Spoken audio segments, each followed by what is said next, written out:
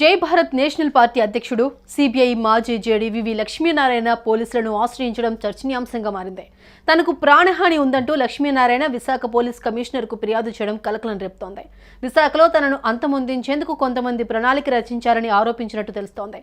అంతేకాదు కొన్ని ఆధారాలను సైతం సిపికి అందజేశారు. తనకు రక్షణ కల్పించాలని సిపిని జేడీ లక్ష్మీనారాయణ కోరారు. జై భారత్ నేషనల్ పార్టీ అధ్యక్షుడు సిబిఐ మాజీ జేడీ వివి లక్ష్మీనారాయణ సంచలన ఆరోపణలు చేశారు. తనను చంపేందుకు విశాఖపట్నంలో కుట్ర జరుగుతోందన్నారు. ఈ మేరకు విశాఖ సిపిని కలిసి ఫిర్యాదు చేశారు. విశాఖలో తనను చంపేందుకు కుట్ర జరుగుతోందని లిఖితపూర్వక ఫిర్యాదు అందించారు. తనకు ప్రాణహాని ఉందని రక్షణ కల్పించాలని కోరారు. గాలి జనార్దన్ రెడ్డి నుంచి తనకు ప్రాణహాని ఉందని, గతంలో జనార్దన్ రెడ్డిని అరెస్టు చేసినందుకు తనను అంతమొందించేందుకు కుట్ర జరుగుతోందని, తనకు రక్షణ కల్పించాలని విశాఖ కమిషనర్ను లక్ష్మీనారాయణ కోరినట్లు తెలుస్తోంది.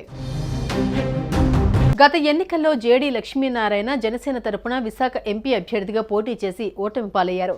ఇటీవల జై భారత్ నేషనల్ పార్టీని స్థాపించారు. లక్ష్మీనారాయణ పార్టీకి పార్లమెంట్, అసెంబ్లీ నియోజకవర్గాల కామన్ సింబల్గా టార్చ్ లైట్ గుర్తును కేటాయిస్తూ ఎన్నికల సంఘం నిర్ణయం తీసుకుంది. విశాఖ ఉత్తర నియోజకవర్గం ఎమ్మెల్యే అభ్యర్థిగా పోటీ చేసేందుకు లక్ష్మీనారాయణ నామినేషన్ దాఖలు చేశారు.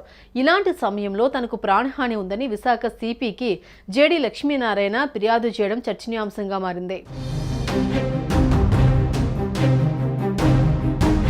సుమన్ టీవీలో మీ పర్సనల్ అండ్ బిజినెస్ ప్రమోషన్స్ కోసం కింది నెంబర్కి కాంటాక్ట్ చేయండి.